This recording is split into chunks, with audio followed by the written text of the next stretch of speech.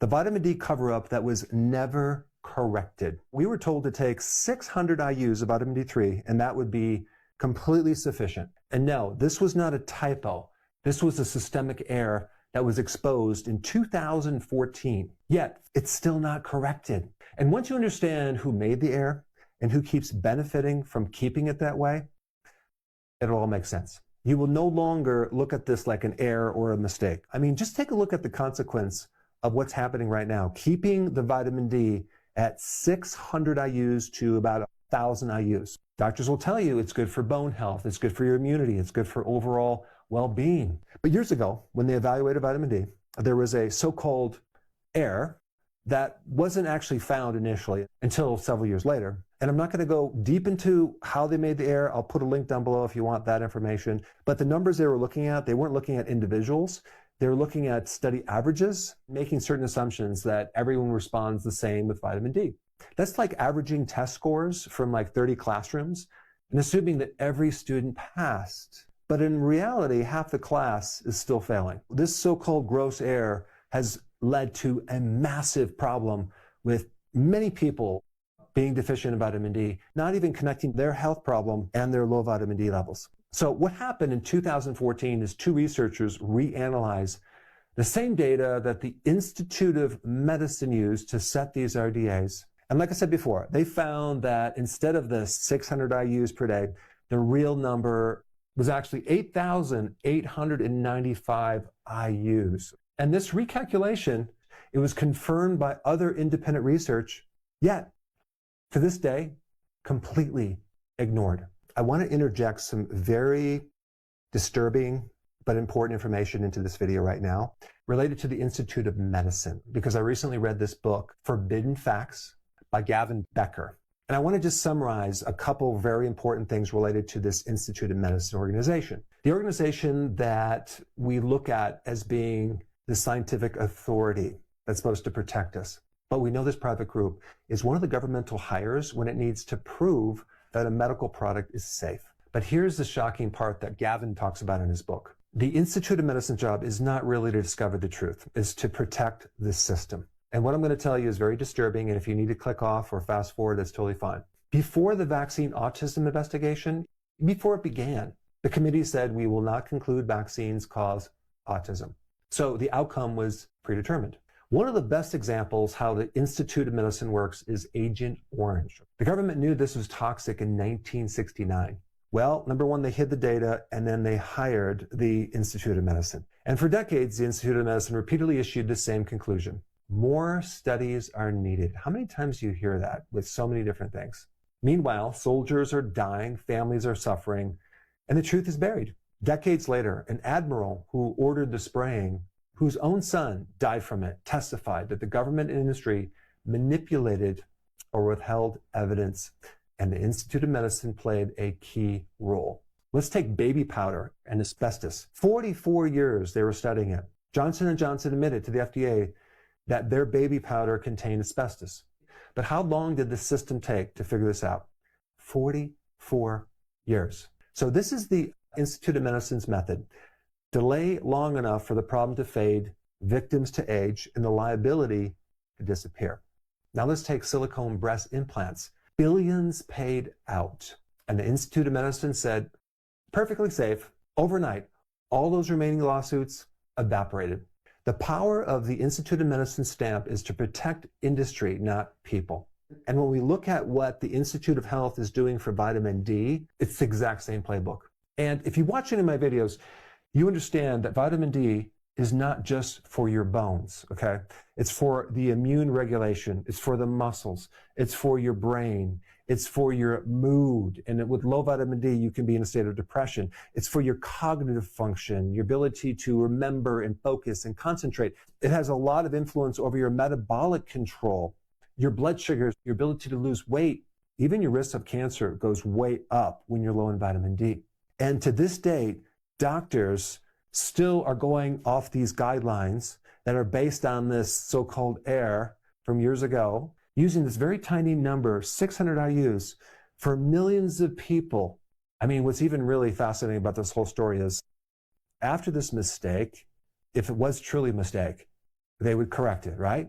But not only have they not corrected the mistake, they double down and they're actually really insisting that no, that we're going to keep it like this.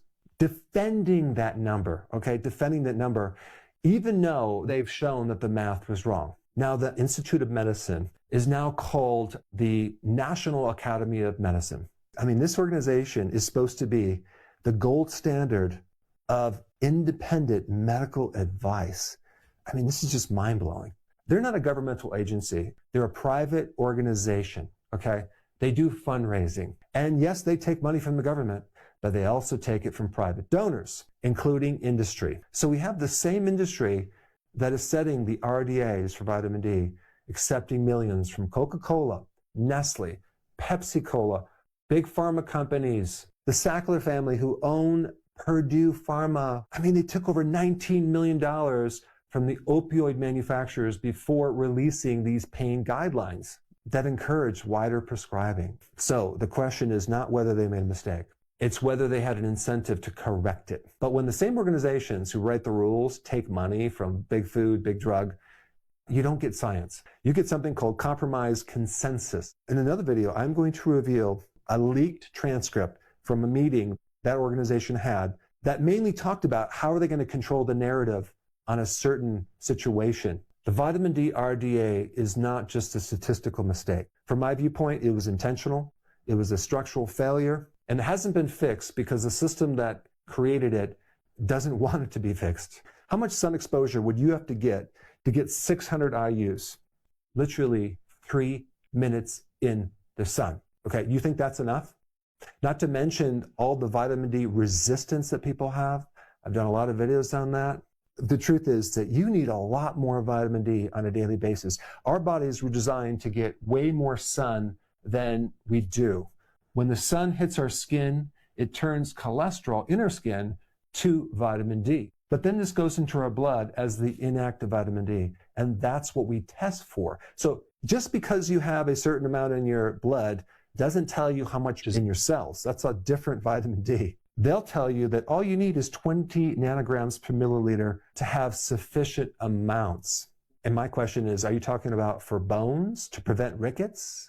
What about if someone has a therapeutic need, like an inflammatory condition or diabetes, or even obesity, or even a fatty liver, or even an autoimmune disease? When the average person really needs almost 9,000 IUs of vitamin D every day just to maintain your levels of vitamin D. And if you really look at all the data, and unfortunately there's no agreed upon blood level vitamin D right now. There's all these different opinions. My viewpoint is you need at least 50 to 80 nanograms per milliliter of vitamin D just to potentially make sure you have enough in the cells. And so when someone focuses on the toxicity part, they're completely ignoring the elephant in the room, which is the massive deficiency that the majority of the population has, and the consequences of that.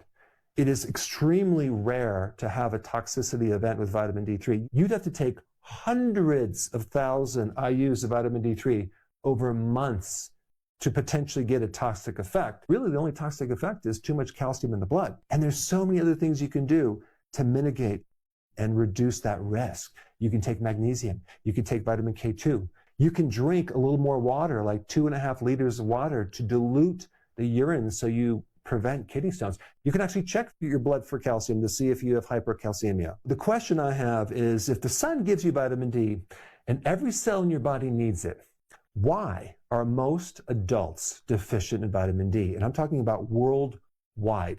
The majority of adults, and even kids nowadays, are deficient in vitamin D. And this is because we built an indoor inflamed sugar-fed society, and we're told that you must avoid the sun at all costs. We're told that 600 IUs is going to be enough to satisfy you, yet completely ignoring the so-called math error that was made years ago. So this is what I would recommend. Start getting more sun. In the winter or in the days you don't get enough sun, take a vitamin D3. Take it with vitamin K2, because the vitamin K2 keeps the calcium from accumulating in the blood. Also, magnesium is important because that allows vitamin D3 to really work a lot better. Vitamin D3 cannot work without magnesium. Before you leave, I have a very important free download I want to give you, which actually gives you my daily routine in a one-pager. It's a checklist, and it's the routine that helps me feel 18 years old when I'm actually 60 years old. So I put a link down below in the description for you to download it, print it out, and put it on your refrigerator. And then what I want you to do is watch this video right here on vitamin D and toxicity, so you have all the information you need to prevent that.